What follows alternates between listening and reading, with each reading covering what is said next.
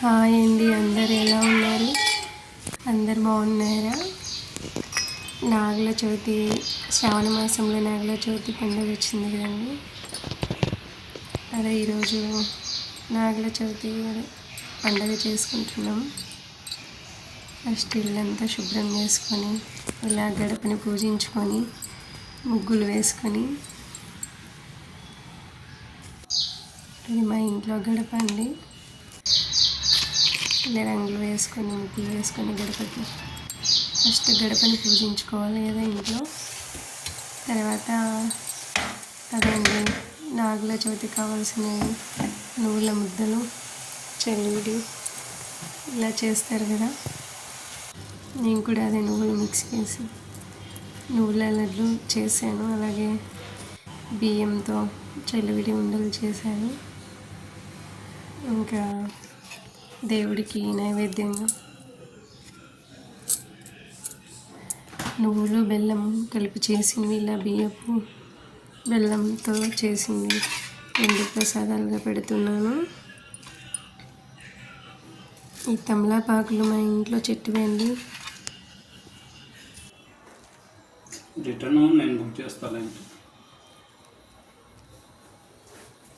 దేవుడికి నైవేద్యంగా పెట్టి టెంకాయ కొట్టేసి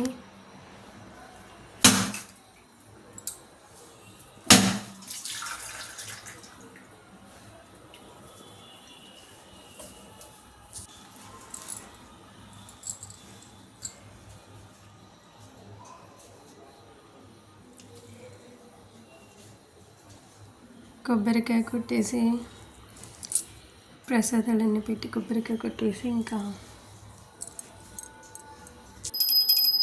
హారతి ఇచ్చామండి.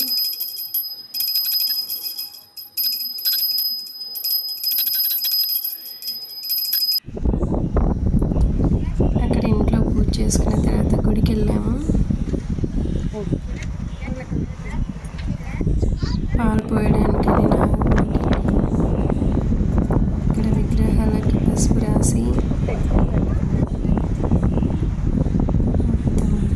ఆల్రెడీ ముందే పూజ చేసేసారండి. కానీ మనం కూడా ఇలా పసుపు రాసి చేస్తేనే చేసినట్టు అనిపిస్తుంది. అందుకు నేను కూడా వాళ్ళు చేసినా కానీ మళ్ళీ పసుపు రాసేసి మొత్తం దేవుడికి ఇలా ప్రసాదాలు, కుంకుమ, పసుపు, పువ్వులు, పాలు, కొబ్బరి గిన్నె అన్నీ దేవుడి కోసం తీసుకొచ్చానండి. ఎంత టెంపుల్ అండి, మేము వెళ్ళిన టెంపుల్. పాలు పోయడానికి వచ్చారండి వీళ్ళంతా.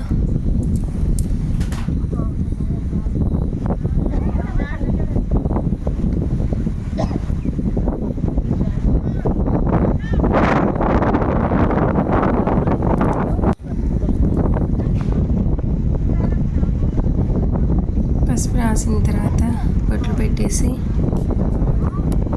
నాగమయ్యలకి ఇంకా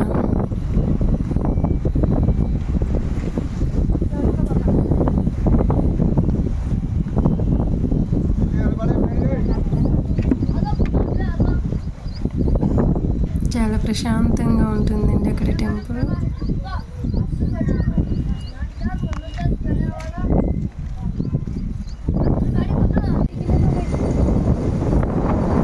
బొట్లు పెట్టి రెడీ చేశాను దేవుణ్ణి. ఇంకా నేను మా సార్ కలిసి వస్తాను.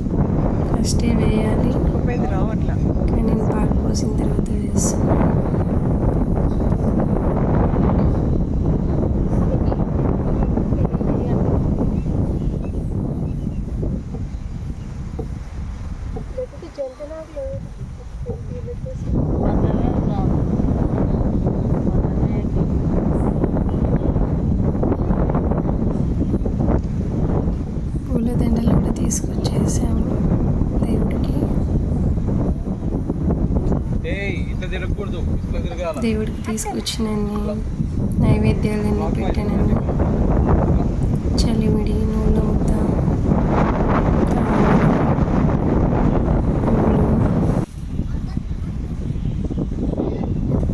అన్నీ పెట్టేశాను.